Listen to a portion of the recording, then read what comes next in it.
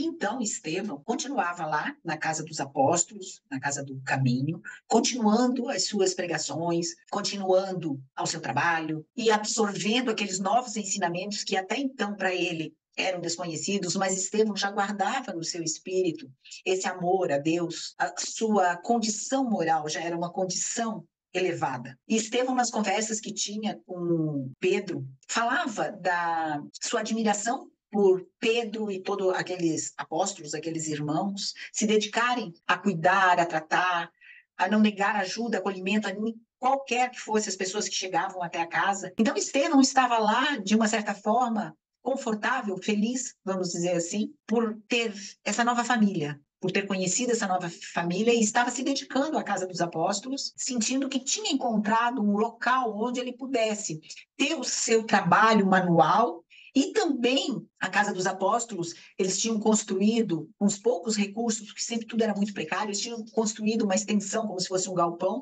para acolher as pessoas. E aí, como eu falei das outras vezes, fundaram essa igreja, que era o momento em que eles dedicavam a fazer as pregações, para que aquelas pessoas que lá estavam, que estivessem, pudessem também ouvir a palavra do Mestre Jesus, os ensinamentos. Então, Estevão se adaptou muito bem a isso. E como já tinha no seu espírito, no seu coração, esse amor, essa leveza, essa doação, se deu muito bem. E muitas pessoas acorriam à casa dos apóstolos para ouvir Estevão, tanto que ele ficou famoso, conhecido em Jerusalém. Numa das conversas que Estevão e Pedro estavam conversando, né? Porque o Estevão falou assim: eu estou admirado com o volume de pessoas que vêm, o grandioso número de pessoas que se achegam aqui procurando ajuda. E aí Pedro faz a seguinte observação: a estas portas têm batido homens esfarrapados, que foram políticos importantes, mulheres leprosas, que foram quase rainhas. Em contato com a história de tantos castelos desmoronados, no jogo das vaidades mundanas, agora reconheço que as almas necessitam do Cristo acima de tudo. Quantas vezes nós também não estamos envolvidos na busca e na ilusão de uma vida grandiosa, quando o nosso principal objetivo é seguir esse caminho de Jesus. Bom, enquanto então que Estevão está lá fazendo as suas pregações e dedicando ao seu trabalho, Paulo está lá conversando com seu amigo Sadoc, naquela mansão, e lá eles estavam conversando, e Paulo, lembrando que não é Paulo, é Saulo ainda, né? Porque Estevão já mudou o nome de Gesiel para Estevão, mas Paulo ainda está como Saulo, né? Então, Saulo está lá conversando e comenta com um amigo que ele está concorrendo a um cargo, uma vaga no Sinédrio. Mas Saulo já possuía importantes atribuições junto ao tribunal, ele já tinha um prestígio, vamos dizer assim, mas caso ele obtivesse esse novo cargo junto ao Sinédrio, ele seria transferido a Jerusalém, ele iria ganhar mais ainda da soma vultuosa que ele já ganhava. Saulo já era um homem bem de vida, porque Saulo, ele vinha de uma família cujo pai já era um grande comerciante. O pai começa como um tecelão, humilde, mas que aos poucos ensina a Saulo a arte de tecer no tear, mas com o tempo esse pai de Saulo desenvolve, prospera e já possui então uma grande caravana de camelos, fazia o comércio de diversos produtos e ela, então, tinha se tornado um grande comerciante por toda a região já reconhecido. Então, Saulo já vinha dessa família com grandes recursos, recebia os recursos do pai, tinha mais o salário dele junto ao Sinédrio, junto ao tribunal, onde ele já tinha a sua posição política, vamos dizer assim, mas estava, então, concorrendo para esse cargo no Sinédrio, onde ele seria um homem de maior prestígio. E além, então, de ele ganhar uma soma mais vultuosa com esse novo cargo, ele seria transferido de Jope para Jerusalém. Jope, da época, que é esse porto, fica distante de Jerusalém, 50, 60 quilômetros. Hoje, a cidade de Jope seria um bairro de Tel Aviv, para nós nos situarmos. Pois bem, então, nessa conversa que ele está tendo com esse amigo, Sadoc, ele fala da vontade que ele tem de possuir esse cargo para buscar junto aos rabinos, ele próprio se tornaria um rabino, mas para obter muito mais prestígio. Quem de nós não estamos iludidos por esse sucesso, por esse falso sucesso, por uma profissão, por dinheiro, por prestígio? e achamos que isso é o objetivo da nossa vida. Pois bem, Saulo está nesse caminho, nesse objetivo, nessa meta de vida. E nessa conversa que está tendo com o amigo, pergunta a Saulo assim, mas o que você está fazendo aqui? Eles estavam, agora, nesse momento, nessa conversa, eles estavam em Jerusalém. O que você está fazendo aqui? Ele fala assim, eu vim trazer o meu tio eu vim visitar o meu tio, que teve uma cegueira, ficou cego, e tendo em vista os comentários que tinham na cidade sobre os poderes de Estevão, eu levei esse meu tio lá para ser curado. E ele foi curado, então, da sua cegueira por Estevão. E Saulo fica, por um lado, admirado, mas, por outro lado, indignado que o amigo tivesse se prestado a esse subterfúgio. E Saulo comenta que ouviu falar desses homens do caminho, mas que ele julgava que era um bando de maltrapilhos. E aí eles começam a conversar. E é a primeira vez, então, que Saulo ouve algo sobre Estevão.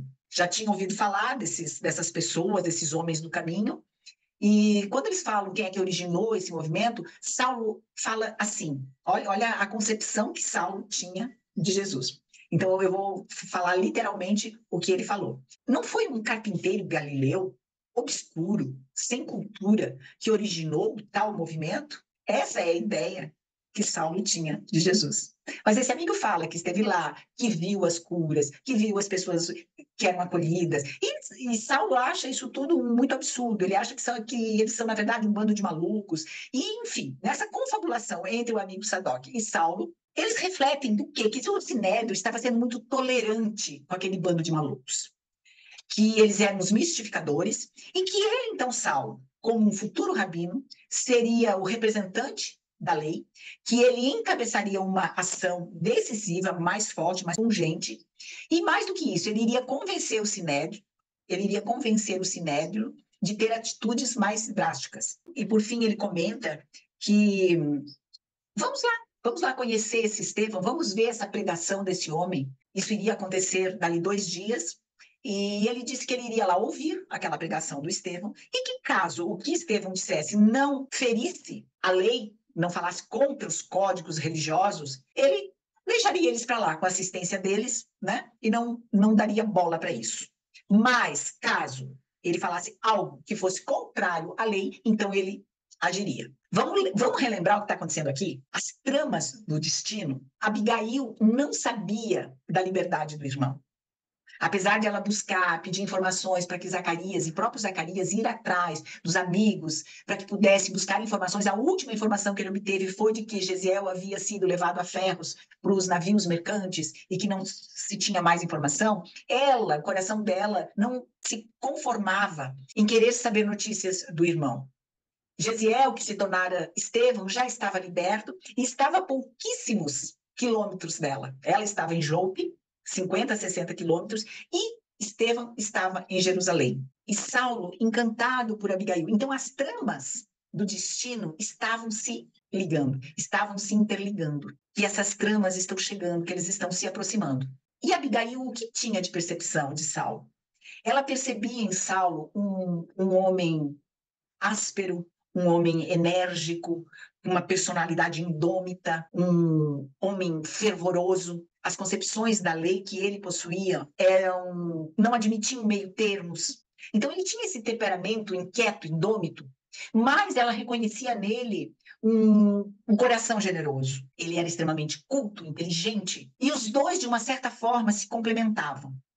Abigail era extremamente dócil, calma, com uma crença fervorosa em Deus também, era bela. Ela era o sonho de mulher que Saulo queria para si. Numa das visitas em que Saulo vai fazer a Abigail, ele reconhece nela que ela está triste e a questiona: por que você está tão triste? E eles conversam e ela fala sobre o seu irmão, sobre o seu desejo de ter de volta notícias, ter de volta o seu irmão. E ele se compromete, olha a ironia do destino. Ele se compromete com ela, diz assim: Saulo, se Gesiel ainda estiver preso, prometes-me teu auxílio em seu favor? Teus prestigiosos amigos de Jerusalém poderão intervir para libertá-lo junto do procônsul de Acaia? Quem sabe? Minhas esperanças agora resumem-se exclusivamente em ti. E ele responde: farei tudo por ele. Olha a promessa que ele faz para a sua amada. E ele ainda questiona: Abigail, amarias a teu irmão mais que a mim? Olha o egoísmo aqui, olha os ciúmes. Que dizes? Aí ela fala assim: que dizes? Entendes o meu coração fraterno e isso me exime de mais amplas explicações. Como sabes, querido, Gesiel foi meu amparo nos dias de orfandade materna. A mãe dela morreu muito cedo, né? Companheiro de infância e amigo da juventude. Sem sonhos, foi sempre o irmão carinhoso que me ensinou a soletrar os mandamentos, a cantar os salmos de mãos postas, livrando-me das veredas do mal e inclinando-me ao bem e à virtude. Tudo que encontrastes em mim constitui dádiva da sua generosa assistência de irmão desvelado. Ou seja, Estevão moldou a personalidade de Abigail. E isso foi verbalizado por Abigail a Saulo. Então, Saulo sabia que Estevão, Gesiel, irmão de Abigail, ou seja, seu futuro cunhado, possuía no seu coração esses dons maravilhosos. Pois bem, eles continuam a conversar, e nessa conversa, Saulo, então, já se propõe, dentro de 6 meses, estarem casados, promessas de vida em família, do lar gracioso, promessa dos filhos. Os dois estavam completamente enamorados. E isso nós não vamos encontrar em biografia nenhuma quando se fala de Paulo. De todo esse romance que ele teve, de todo esse amor que ele carregou no seu coração por Abigail.